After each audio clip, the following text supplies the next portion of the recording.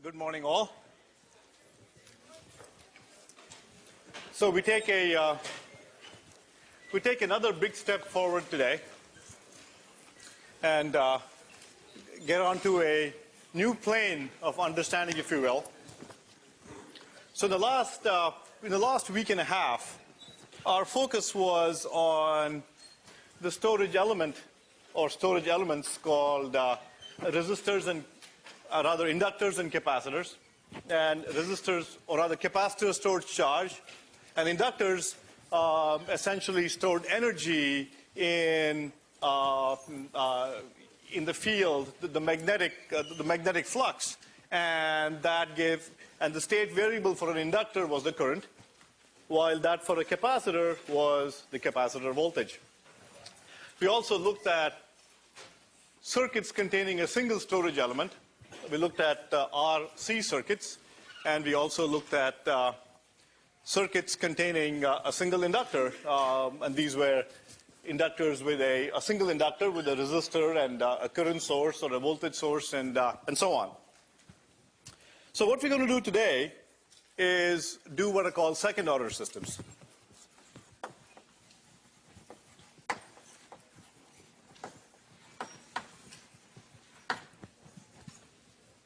So they are on the next plane now, and with these second order systems, they are characterized by circuits containing two independent storage elements. It could be an inductor and a capacitor, or two independent capacitors, and you'll see towards the end what I mean by two independent capacitors.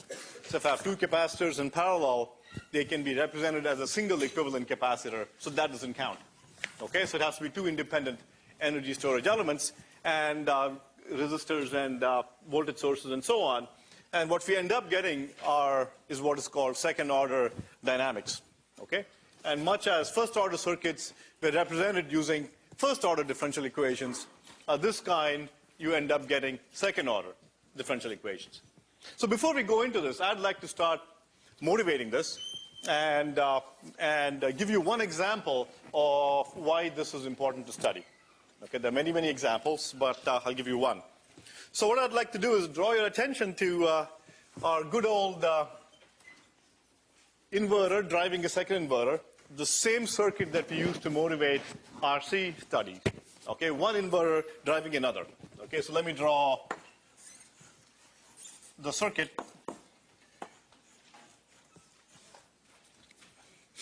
Okay, so here is one inverter. This is, let's say, 5 volts, and this is, let's say, 2 kilo ohms. And I connect the output of this inverter to a second inverter. Okay? And what we saw in the last few lectures was that in this specific example, there was a parasitic capacitor or a capacitor associated with the gate of this MOSFET, and that could be modeled by sticking a capacitor CGS between the gate of the MOSFET and ground. And we saw that the waveforms here, if I had some kind of a step here, let's say, for example, a step that went from high to low, then out here I would have a transition that instead of going up rapidly like this, would transition a little bit more slowly. And this transition was characterized by an RC time constant, and this is what gave rise to a delay in the eventual output. So that's what we saw previously, single energy storage element. Today what we're going to do is we're going to look at the same circuit. Okay? The exact same circuit, and have some fun with it. What we're going to say is, look, this thing is pretty slow. Okay? So what I'd like to do is, why don't we go ahead and put that up?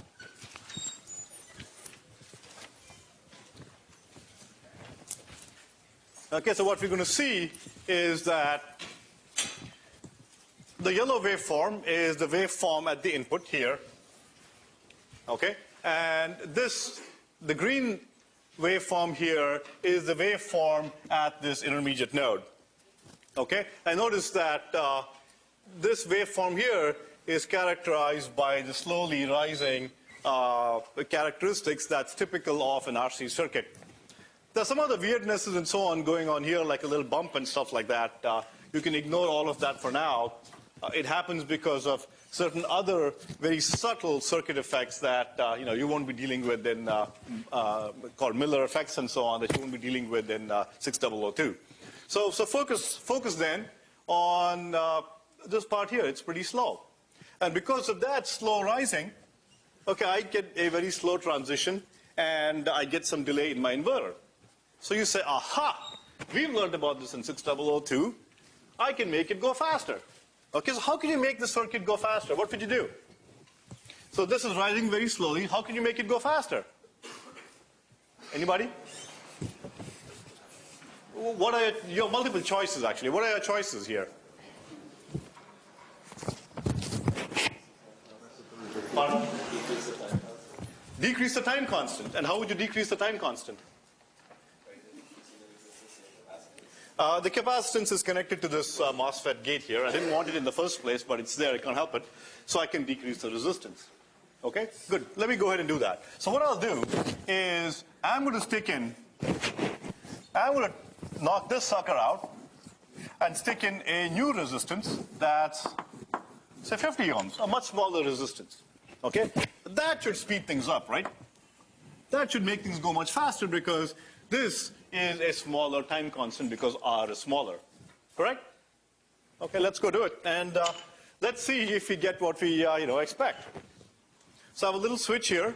And using that switch, I'm going to switch in this little resistance. Whoa.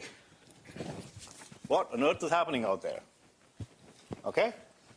This is so much fun. So what I did is I switched in a small resistor here to decrease the time constant, but it looks like I got a whole bunch of crapola that I did not bargain for. Okay, so this is certainly very fast. It goes up really fast. Okay, but I just can't, I'm not sure where it's going though. Okay, let's stare at that a little while longer. Let me expand the time scale for you.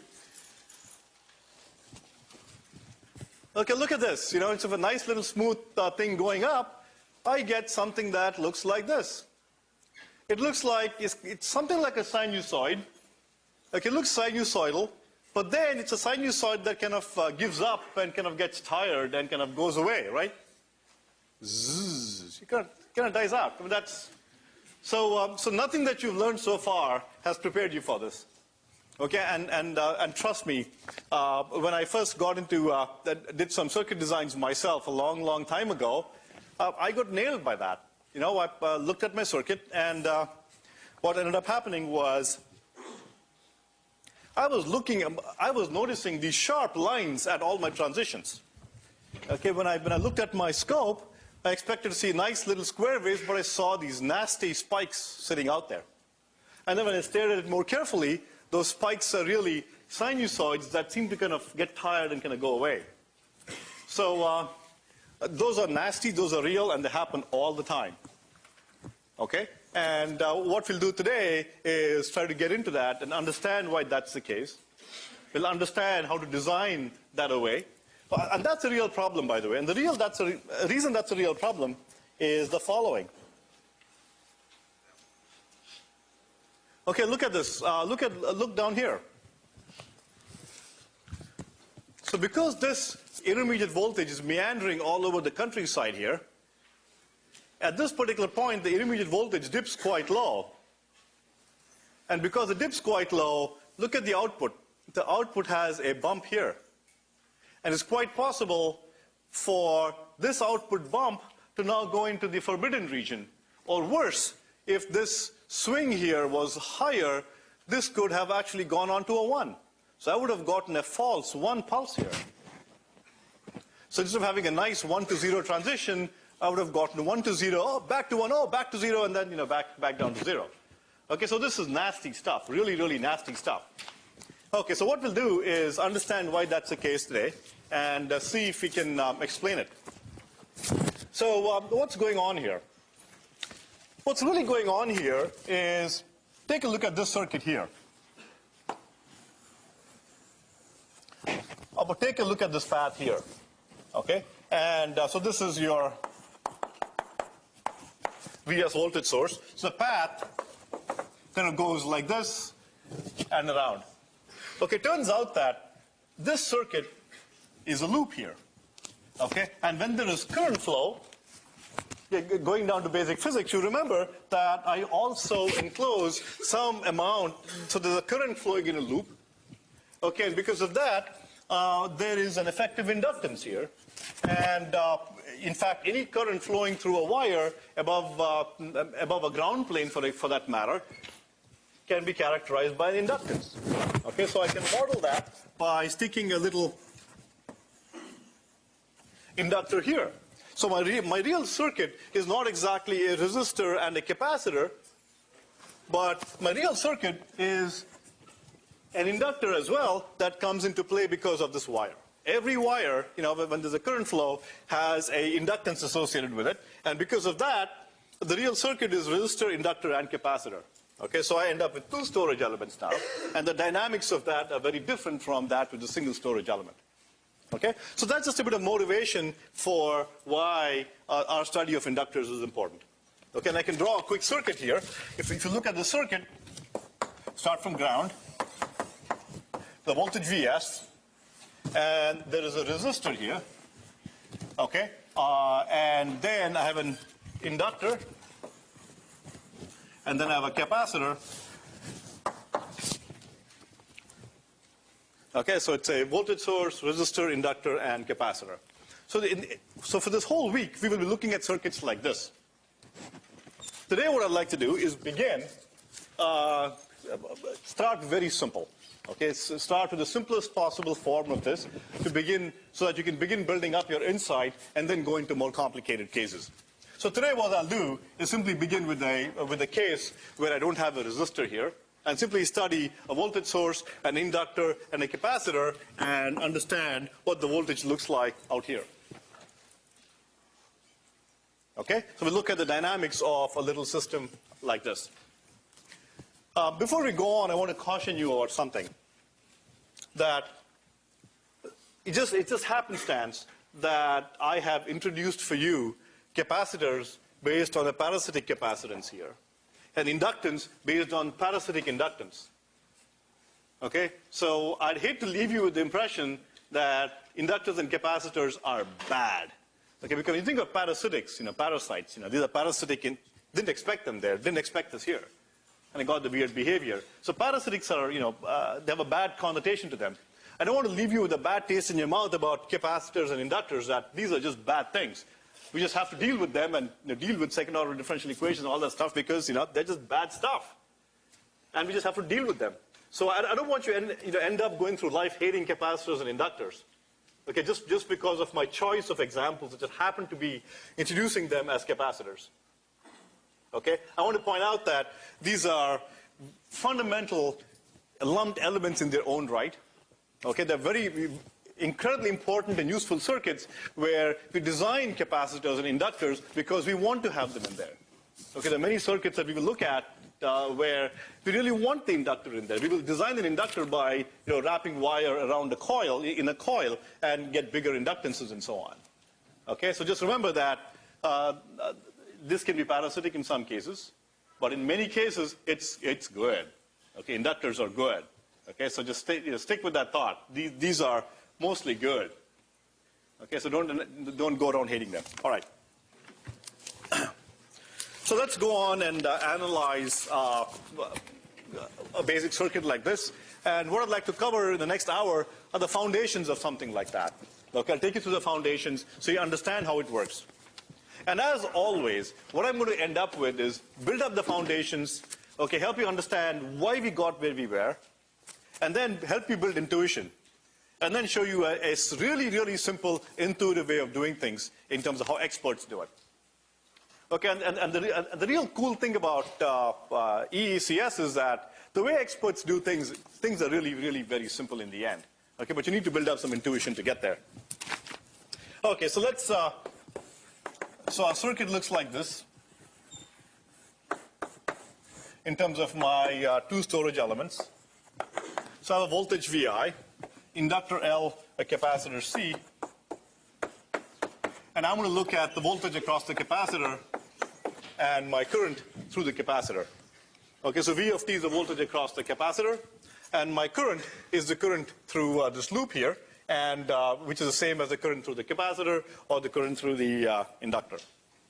Okay, and we're going to proceed in exactly the same manner as we did for first order differential equations. So write the equations down and just boom, boom, boom, boom, boom, go down the same sets of steps, but just get to someplace different.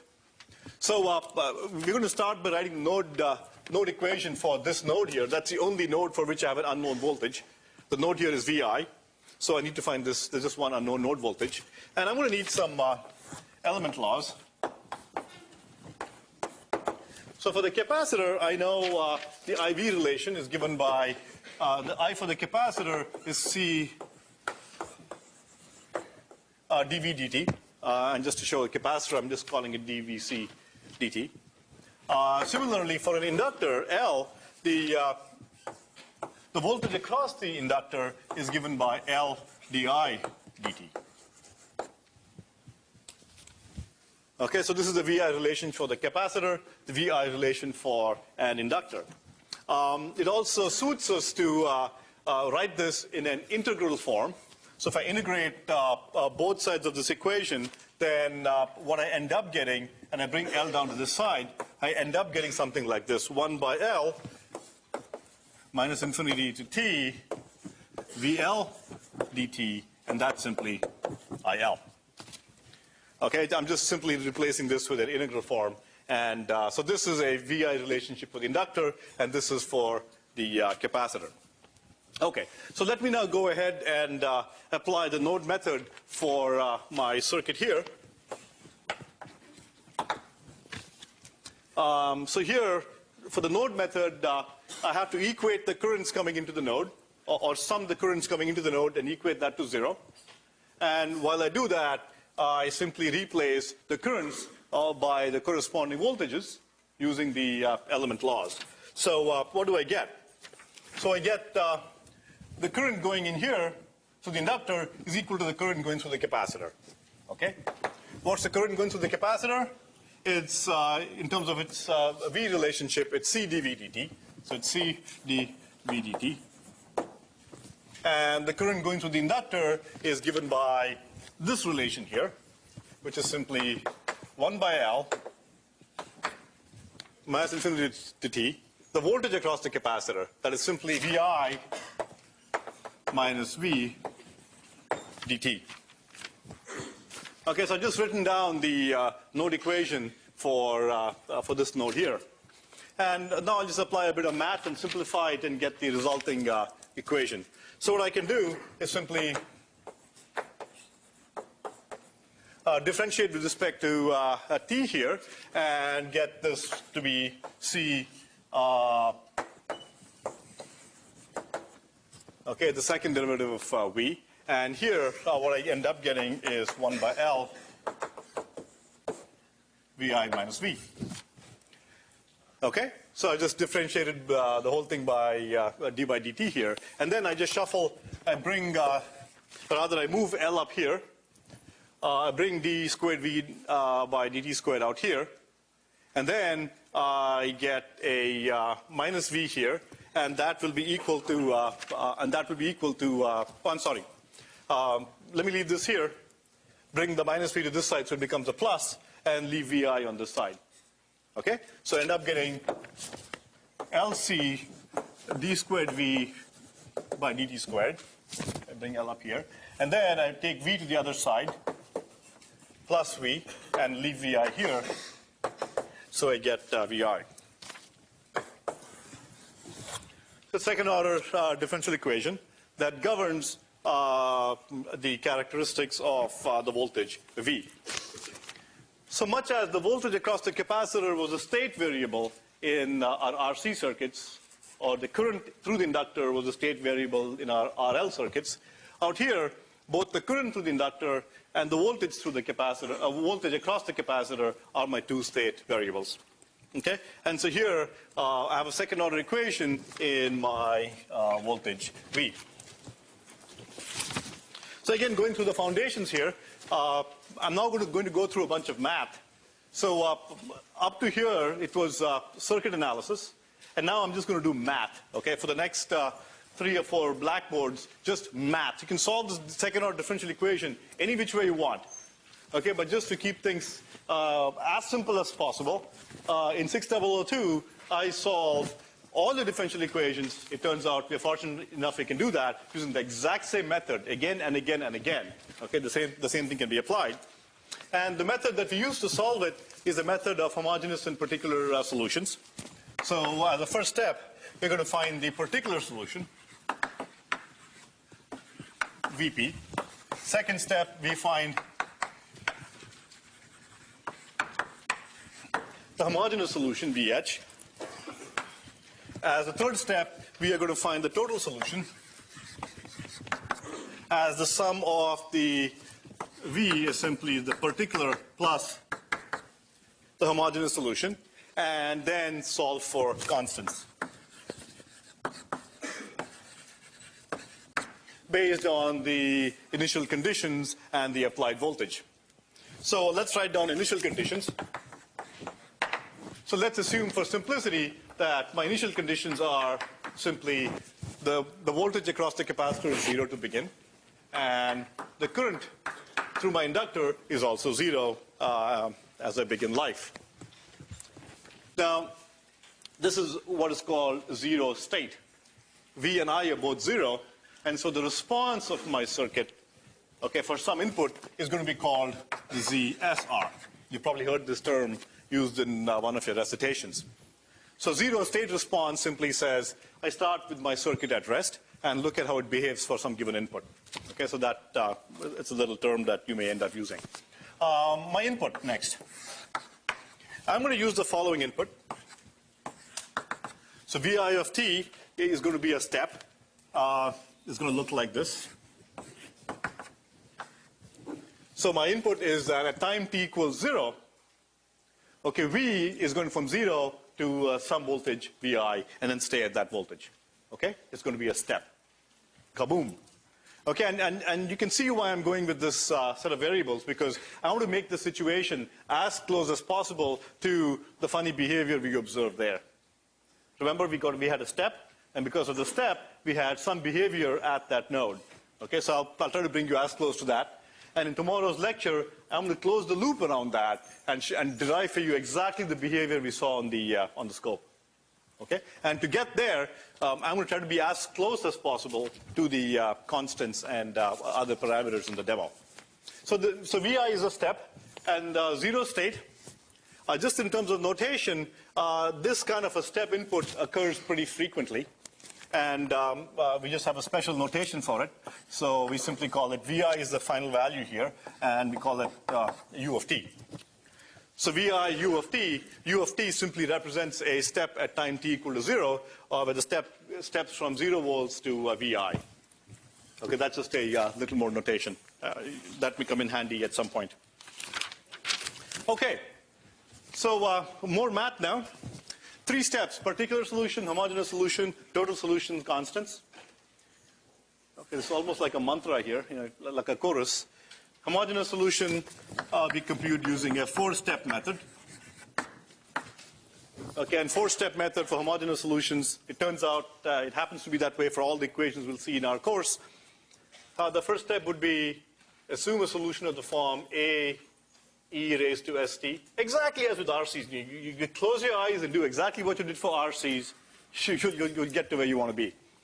So you assume a solution of the form A e to the st, obtain the characteristic, substitute that into your homogeneous equation, obtain the characteristic equation, solve for the roots, and then write down your homogeneous solution. Okay? Same set of steps again and again and again till you get bored to tears. Okay. So particular solution. So the particular solution, I simply need to find a solution, any solution, not the most general one, but any solution that satisfies the particular equation, which satisfies that equation. So LC d squared Vp dt squared plus Vp equals Vi. Okay, my input's a step, and I'm going to look for the solution for time t greater than 0. Notice that for time t less than or equal to 0, Vi or V is going to be 0. Okay, so I'm looking for a solution greater than t equals 0. So here, if I substitute Vp equals Vi, that is a particular solution because if I substitute Vi here, this goes to 0, and then I get Vi equals Vi, so this works. Okay, I promised you this was going to be simple. Can't get any simpler than that. Okay, so I've done my first step. I found the particular solution, and Vi is a good enough particular solution, so I'll use it. I'll take it. So as my second step, I'm going to find VH, or the solution to the homogeneous equation. And the homogeneous equation is simply that equation with the drive set to 0. So what I get here is LC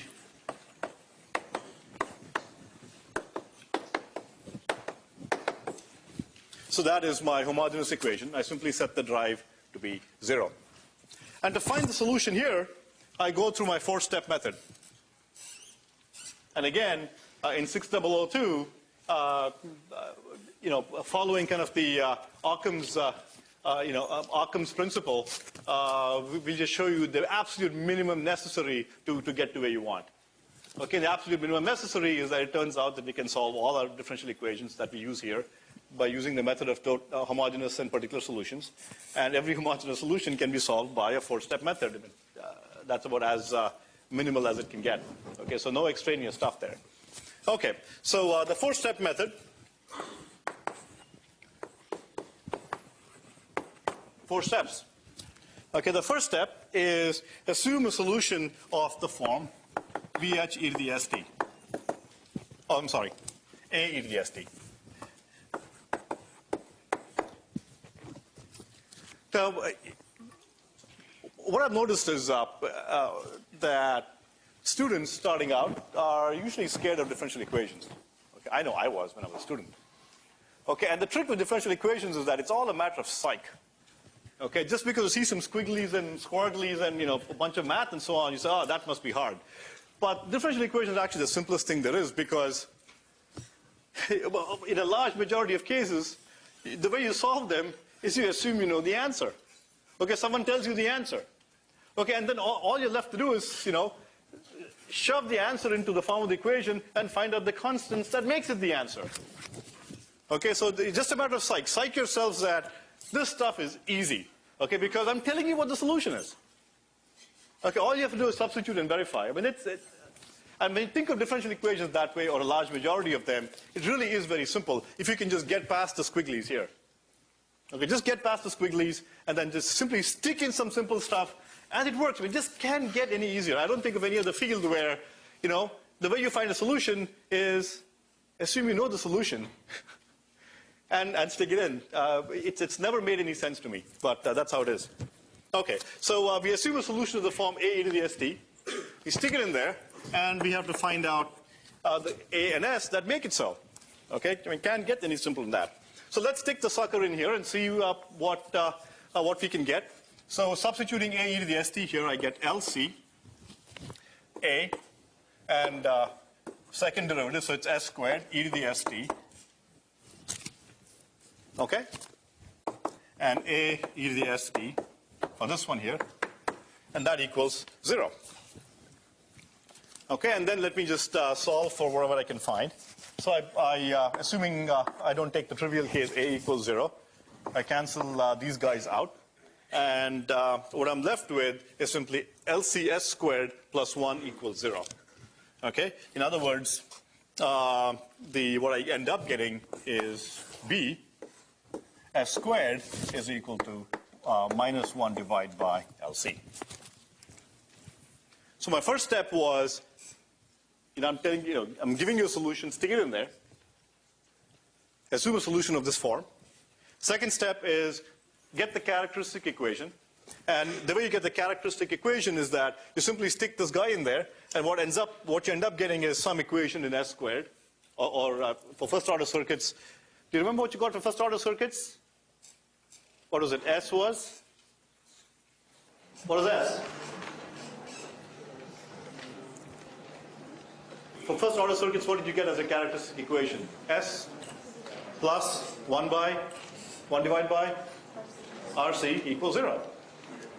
Okay, same thing. Just remember, just blindly apply the steps, and it'll lead you to the answer. So this is called the characteristic equation. Okay, this is incredibly important. Okay, you will see in about a couple weeks from now that once you write the characteristic equation down for a circuit, okay, it tells you all there is to know about the circuit. Okay, and oftentimes you can stop solving right here. Okay, to experienced circuit designers, this tells me everything there is to know. And this is really key. That's why it's called the characteristic equation. Okay, I believe in problem number 3 of the homework that will be coming out this week. That's exactly what you're going to do. We're going to give you a circuit, ask you to get to the characteristic equation quickly, and then from there intuit the solution. Okay, write the CAD equation, and then just intuit the solution. Bloop. It's that simple. Okay, so step A, assume a solution of the form. Step B, write the characteristic equation down. Okay, and let me just simplify that a little bit. So I go ahead and find my roots, and my roots here, remember that J is the square root of -1, and so what I end up getting is, okay, so my two roots here are plus J square root of 1 by LC and minus J square root of 1 by LC. Okay, two roots. And just as a shorthand notation, much like I had a shorthand notation for RC, what was my shorthand notation for RC? Tau. Okay, just as tau was big in first order. Okay, we have a corresponding thing that's big in second order. Okay, and that's omega naught. Omega naught is simply 1 by square root of LC. Okay, just as tau was RC, omega naught is a shorthand here, and so S is simply plus or minus J omega naught. Okay, so notice that in this equation here, LC has units of, LC has, excuse me,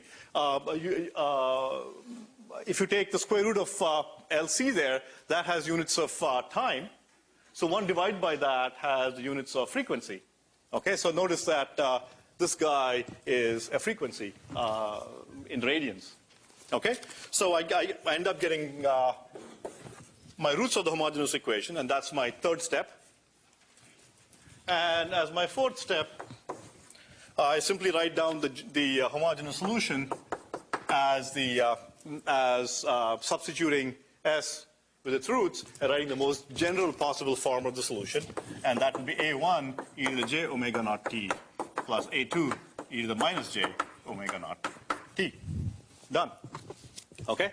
Some constant times the solution plus some other constant times the other solution. Okay? Plus j omega naught.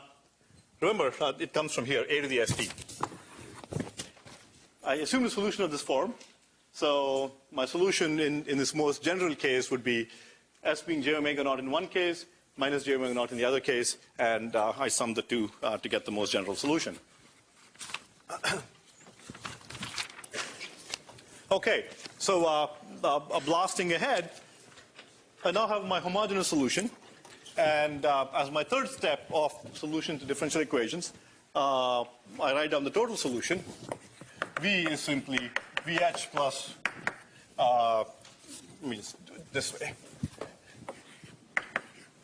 particular plus the homogeneous solutions, and VI was my particular solution, and A1 e to the j omega naught t plus A2 e to the minus j omega naught t is my complete solution. Okay. So the final step, write down the total solution and find the constants from the initial conditions. So to find the constants from the initial conditions, let's start with My voltage is 0 to begin with. So this equation governs the characteristics of V. So I need to find the initial conditions. So first of all, I know that V of 0 equals 0. So from there, I substitute t equal to 0. And so this goes to 1, this goes to 1. I end up getting 0 equals Vi plus A1 plus A2. That's my first expression. And then I'm also given that I of 0 is 0. And so I can get that as well. How do I get I? So this is V. I know I is C dV dt. So I know that I is C dV dt. So I can get I by simply multiplying by C and differentiating this with respect to t. So I get C. This guy vanishes. So I get d by dt of this. So it's C A1 j omega naught e to the j omega naught t plus C A2 minus j omega naught e to the minus j omega naught t. Okay? And so from here, I'm given that that is 0. And so therefore, this guy becomes a 1. This guy becomes a 1. J omega naught cancel out. So what I end up getting is A1 equals A2. So from the second initial condition, I get A1 equals A2.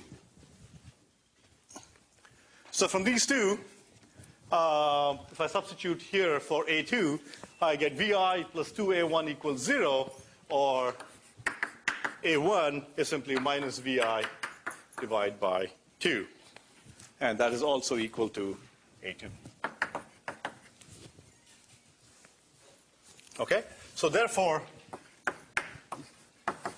my total solution now can be written in terms of the actual values of the constants I have obtained. I get Vi minus Vi divided by 2. So A1 and A2 are equal. So I just pull them outside. So I pull Vi minus 2 outside. And I stick these two guys in parentheses here.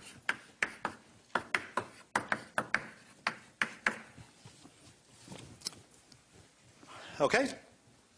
Again, I promised you no more circuits from here on till the very last board or something like that. It's all math, so not much else happening there.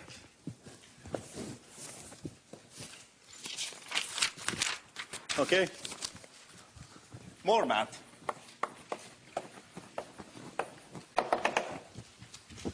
Look, if you like, I can skip all the way to the end and show you the answer, but let me just, I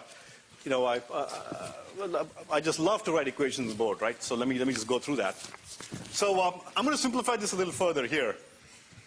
Okay? And we should remember this, this form by the Euler relation. E to the j x is cosine of x plus j sine of x. Okay, and by the same token, e to the jx plus e to the minus jx divided by 2 is simply cosine of x. Okay, you all should know this from the Euler relation. And so by using this guy here, e to the jx minus plus e to the minus jx is 2 cosine of x. Okay, and so the 2 and so this one is 2 cosine of omega naught t. 2 and 2 cancel out. And what I'm left with is V of t is Vi minus Vi cosine of omega naught t. And the current is C dV dt, which is simply C times Vi sine omega naught t. And just remember that omega naught is square root of 1 divided by LC. We're done. Actually, I did not give that answer the importance that was due. So let me just draw.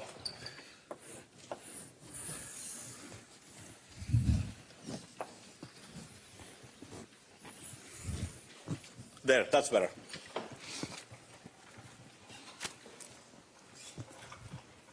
Okay, enough math. So let me just, in a nutshell, what did we do? We wrote the node method, did some very simple circuits to write down the equation governing that circuit. And then we grunched through a bunch of math, not a whole lot here, it's pretty simple, and ended up with a relation that says the voltage across the capacitor for a step input, assuming zero state, is a constant VI minus VI cosine omega t.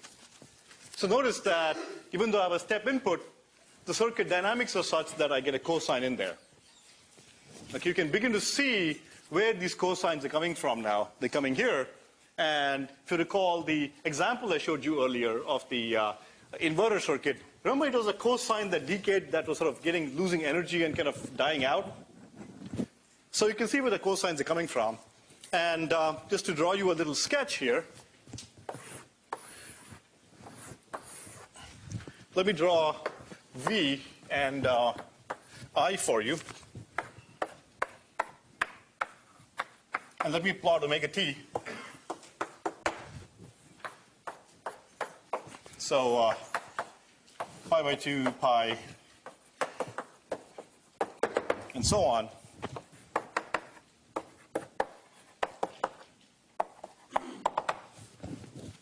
Okay, let me plot VI and so when time t equal to 0, VI is 0,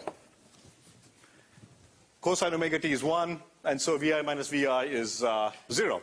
So that is simply a cosine of, it starts out at 0 here, and at pi, okay, at pi, I get cosine omega t is minus 1. Okay, so I get plus VI on the other side, so end up at plus 2 VI. Okay, so at this point, the voltage is here, and notice that this guy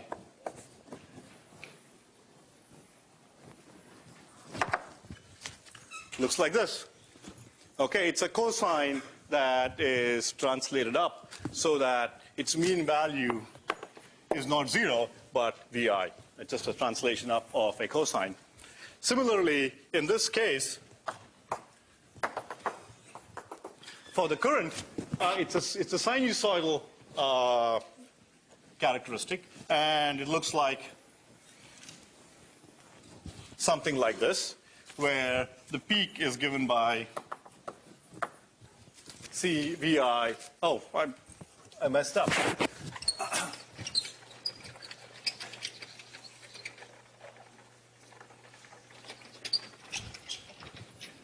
So when I differentiated this, I missed the omega naught out there.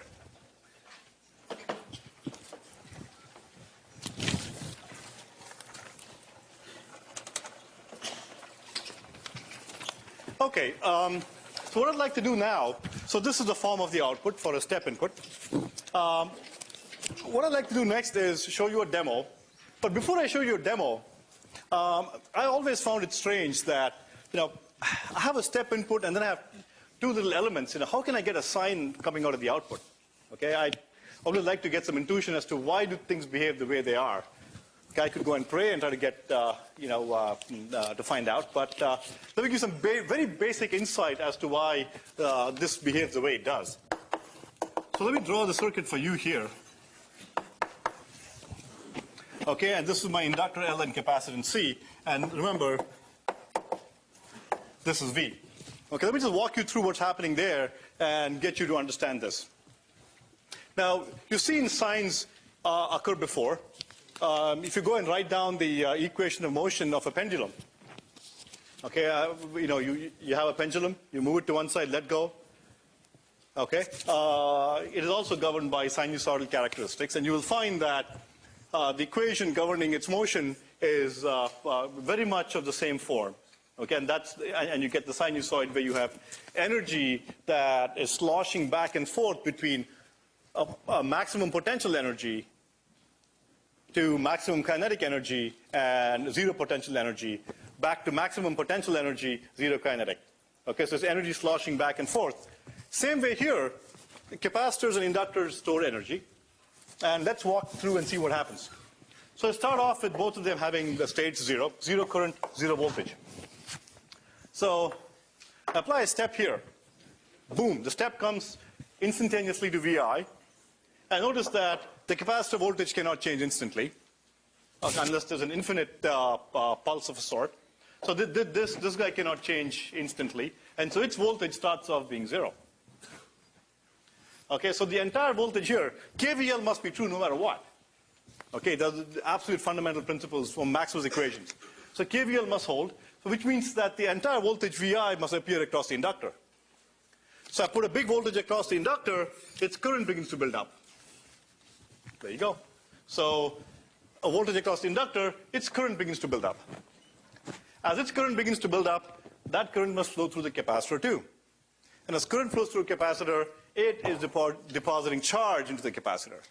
So the capacitor begins to get charge deposited on it, its voltage begins to rise. Okay, so let's see what happens here. So its voltage keeps rising. At some point, the voltage across the capacitor is equal to VI. But then VI equals this VI here. So when the two become VI, the inductor has 0 volts across it. Okay, so there's no longer a potential difference that's increasing the current in that direction. Okay, so at that point, at pi divided by 2, I have some current going through the inductor. Okay, but the capacitor, so there's no longer a pressure that is forcing more current through the inductor because this voltage reaches VI.